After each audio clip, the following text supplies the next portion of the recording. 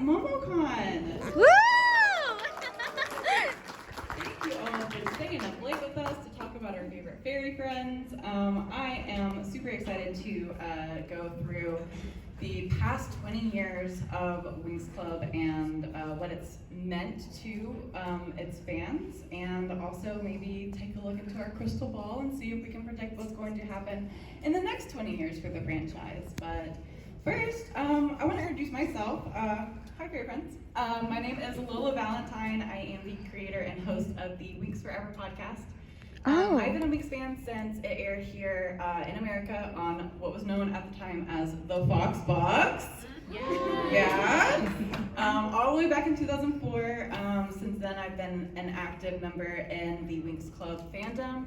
I participated in various forums and even got to write for the English Forum magazine, which was a monthly publication that was created by Winx fans for Winx fans, and would get posted like once a month to the official Winx Club website.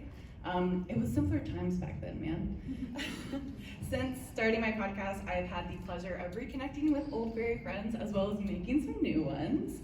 And I was even voted the most influential Winxer in the Winx Twitter Awards because, yes, that's a real thing, apparently, in 2022. But if you just stumbled into this panel late at Momocon, you're like, what even is Winx Club? Hi, welcome. The Winx Club is an Italian animated series following the life and adventures of 6 fairy friends who attend magic school in a magical pocket dimension. Over the past 20 years, Winx Club has had 8 series, 4 television specials, 2 spin-off series, 3 feature-length films, as well as a live-action, young adult Netflix adaptation, Fate the Winx Saga, but we will get into those. I do want to talk about real quick what it is about Winx Club that has us talking about it still 20 years later. What is so compelling about it that we have stuck around this long? So some fans might tell you that it's the cohesive storytelling in the first 3 seasons and the first movie. The serialized content in the early 2000s for a children's show ages 8 to 12 that we hadn't really experienced yet. It's also the story of the diverse characters that we get to know and grow with and eventually get to love.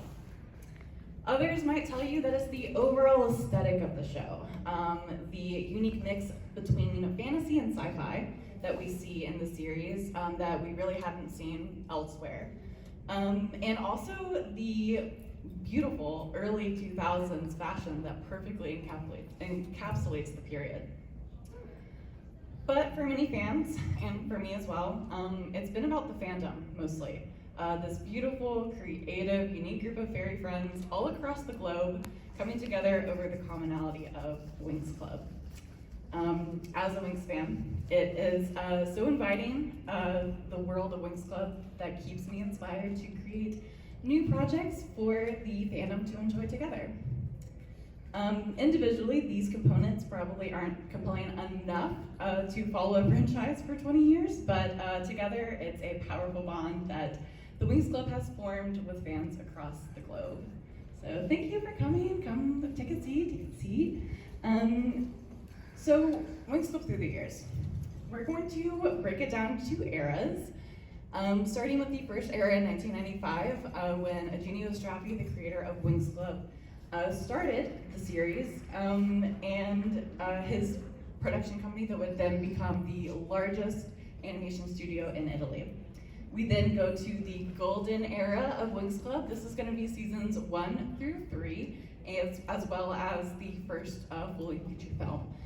For American fans, this is going to be the probably the era that we resonate with the most, as this was the first time that Winx Club was aired in America until the Nick era, but we will get to that. The classical era is going to be the era that we get seasons 4, the second movie, and then the first musical project that we get from the series. As I said, Nickelodeon is kind of a revival to the American audiences, and then we have the Netflix era. This is going to be the second spin-off series as well as the live-action adaptation that we mentioned a little bit ago. That will bring us to the Winx Club Renaissance that we are currently experiencing. But let's jump into the development era. Like I said, this is when Eugenio first founded Rainbow SPA in the hometown of the Marche region of Italy. It was then that he began the first iteration of many pilots for the Winx Club series. The first one was called Magic Bloom, and so this was a 12-month development period that included animation tests and character studies, as well as market surveys, and the production of Magic Bloom caught the attention of Rai Fiction, which is a company owned and operated by the National Broadcasting Company of Italy. Rai would go on to pay for 25% of the production cost of this first pilot, Magic Bloom, in exchange for exclusive Italian broadcasting rights and a share of the series revenue over the next 15 years, which is not a small chunk of change. As the first iteration of Winx Club, you can see, there is some stuff that kind of carried over into what we see in 2004, but a lot of it changed, actually. The characters that we see now were actually known by different names and looked a little different. Stella, who we know as the Fairy of the Shining Sun, was actually known as Sasha. She still remained blonde and had an overall orange appearance to her clothing. Tina was who we know as Tekna today. And you can kind of see how some of her stuff has changed from her, especially her Magic Winx. Musa was known at the time as Lisa, and she sported a cute little green pixie haircut, as well as her Magic Winx kind of looked like a European bard, and she had a flute that would also double as a magic wand that she kind of cast her spells with. We also see Flora, who didn't really get a ton of changes in the final Winx version that we see today. The only notable one that you can't really see with these character sheets, but she was originally going to be purple hair. She was going to have lavender hair, and she had these big, beautiful round glasses that she had in her original casual outfit. And then our girl Bloom, the lead Bloom, she had, basically the same looks that we see in the official Winx Club, but her Magic Winx did change from a full dress to kind of a two-piece ensemble that we get to see in the original. And then this is a fun one that I just threw in here. This is a first look at the specialist that we see. It's funny to me because I'm like, who is he? Who is that guy? Is that Griffin?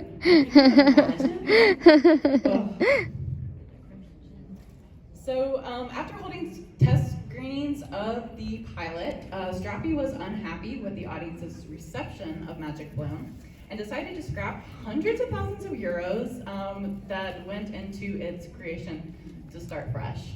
All of these images that I've been showing you are really one of the first glimpses that we've seen of Magic Bloom in high quality in the past 20 years. They actually just released these about a month ago via Eugenio Strappy's social media, and I'm gonna play that video for us now, and I hope if we all listen to her quiet, we can hear it. Oh.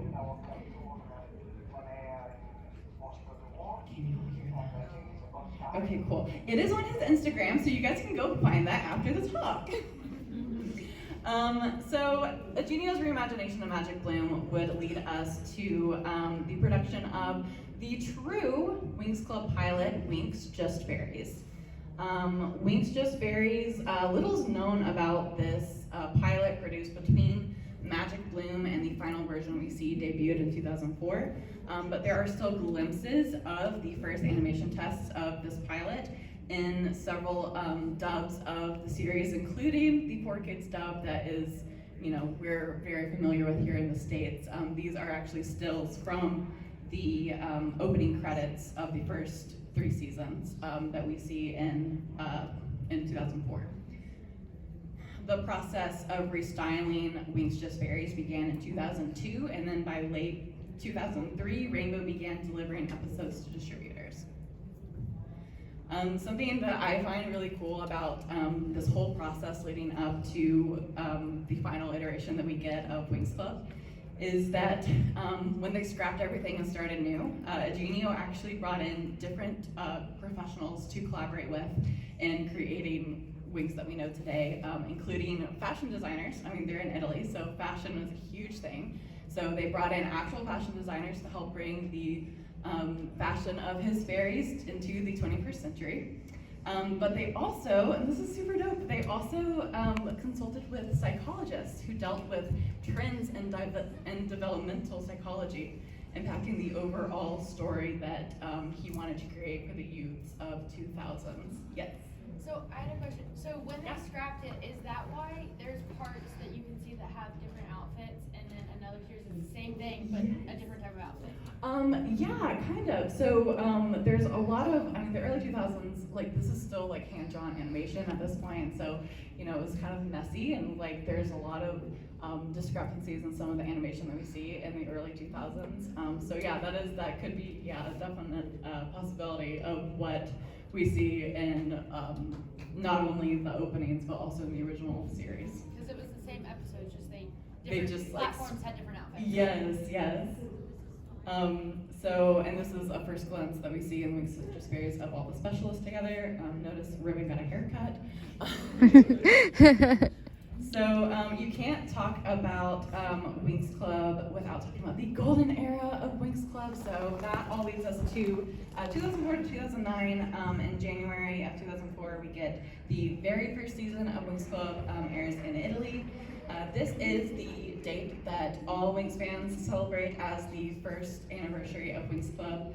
And then shortly after, we get the release of the magazines / comic books in Italy and other European countries. This is really cool because this magazine is still in publication today, publishing monthly in Italy and Russia, and then also periodically across other European countries, of course.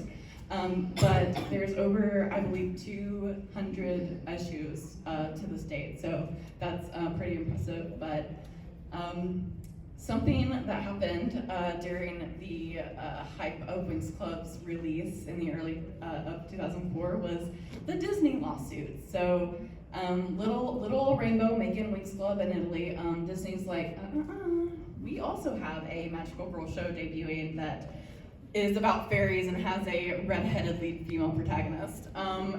So in true Disney fashion, they sued them. They were trying to claim Winx Club's copyright as invalid, but it was all thrown out of court when Eugenio proved that Winx Club's production actually began a full year before the first witch comic was ever released.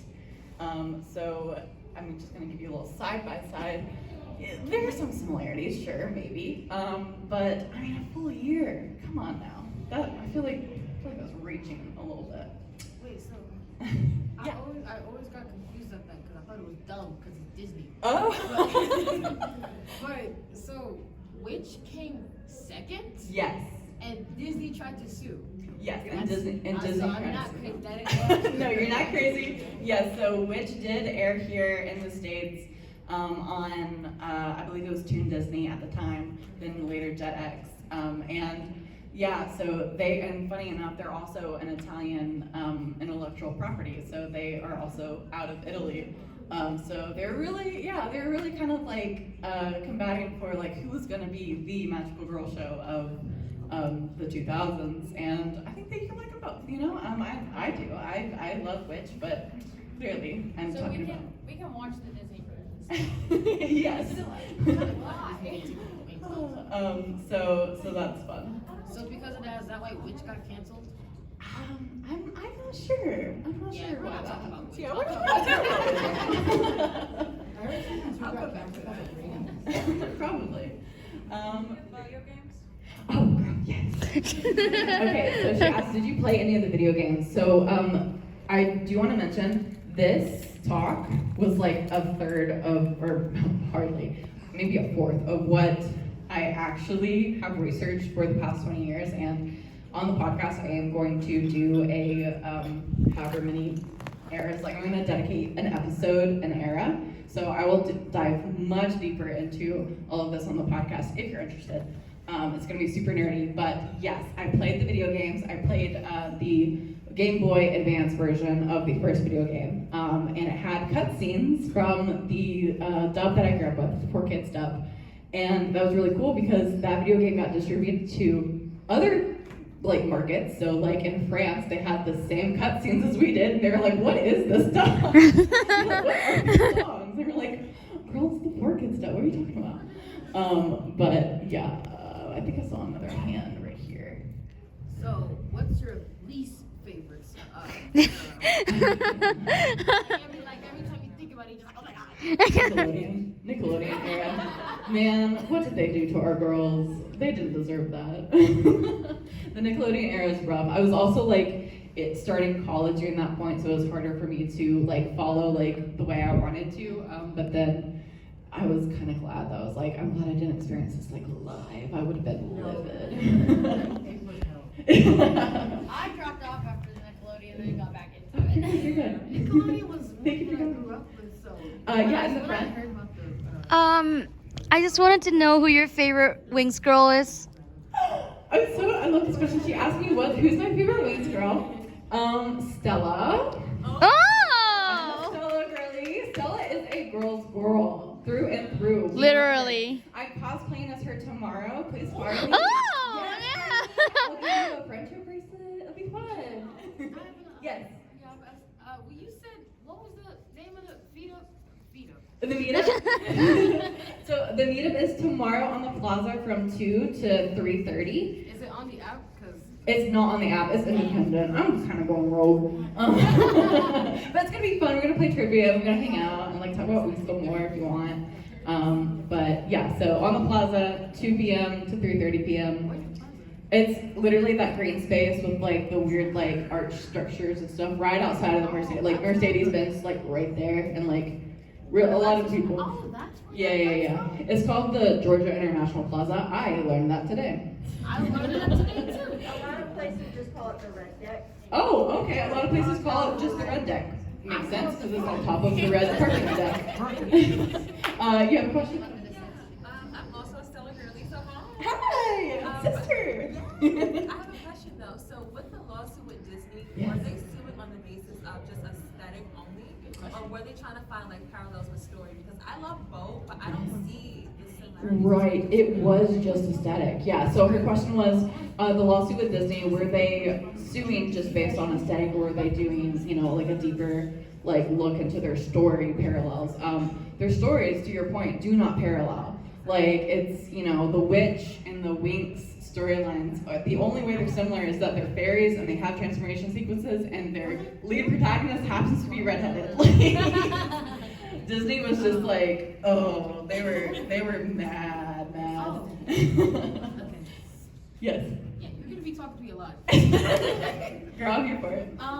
If you could change, I know we all think about this. If you could change one thing, I'm gonna be talking. If you could change two things, All right. about Winx Club, doesn't matter which era, what would you do and why? If I could change two things about Winx Club in any era, what would I do and why?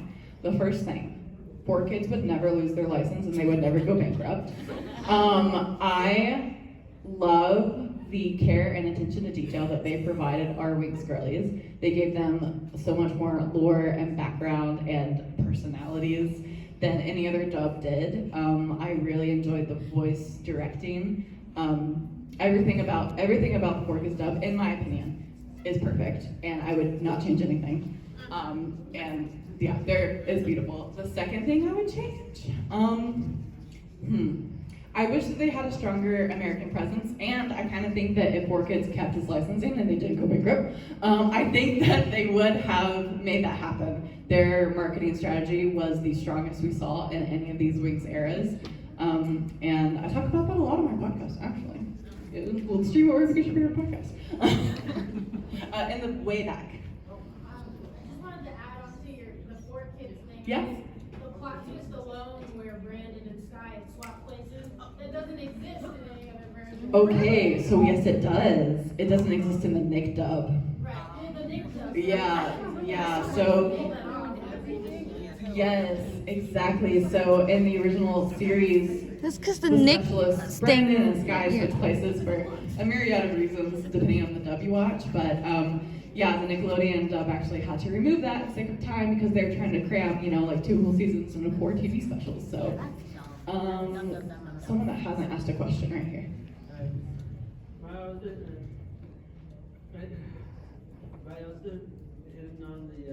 You believe that the Nickelodeon dub was also extremely heavily, even on the film, feature films. Because I looked at it and compared with the original and Nickelodeon dub. Oh my god!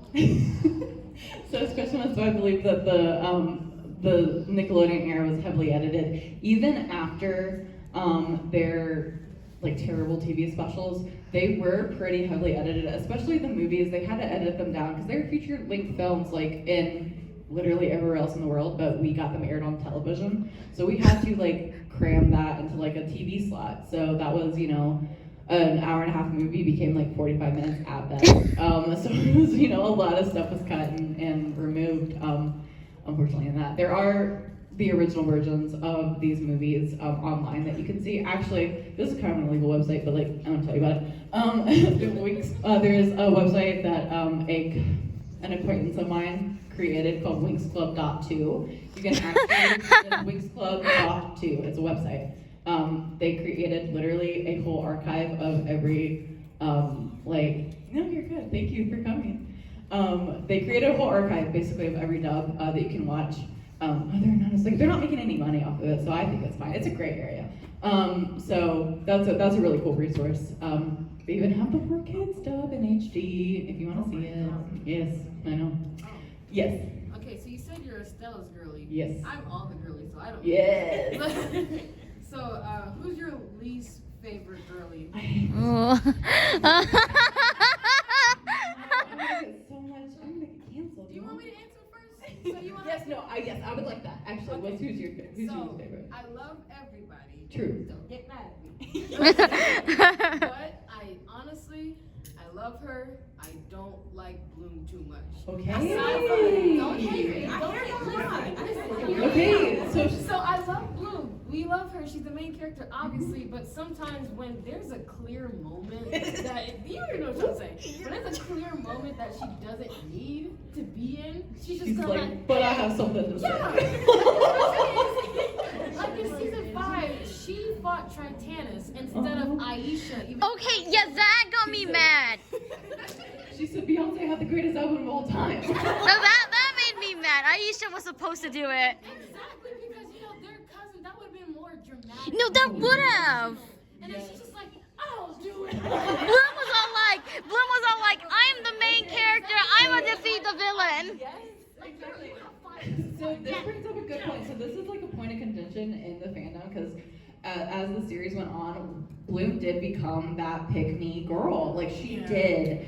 And I think that it really discounts all the character development she had between seasons 1 through the first movie. I think that they did her really dirty, and I think that Nickelodeon was to blame for that. I really do.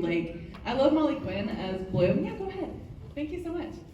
Thanks for coming. I hope you come to the meetup tomorrow, maybe, if you can. If you can't, that's okay. But if but yeah, we're closing in on. We've got about 10 minutes left, so We can talk for the 10 Oh yeah, minutes. girl. Yeah, we're going. Yeah, we could. Back here. What's your favorite transformation? It's Ooh. so basic. It's so basic. What is it? It's Enchantix. I love it. Me too! Listen, y'all are my people. Yes, no, Enchantix is beautiful.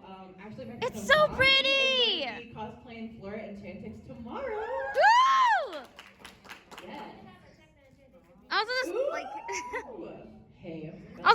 how Enchantix is earned, and it's just really meaningful. I think how Enchantix is earned, it's really meaningful. Yes, how Enchantix Yeah. is earned, how they call it. Oh, there goes mine. How they call it the final fairy form. I love it. The It's second beautiful. thing is that everyone nearly died for their chance. Yeah, no, seriously. That's so true. Yeah, yeah. Like this whole self-belief part. So like, Yes. I actually think that I liked it better because like the other dubs just like bounce forward, not win. Ever. But like in the 4Kids dub, it actually tied it to her like Yes, confidence. that's what I'm saying. Listen, 4Kids, they had professionals working on the script. They did. It was beautiful. The way that they tied together loose ends that the original did not. Like, I mean, they did a great job. You had a question. I have two. Ooh, yeah.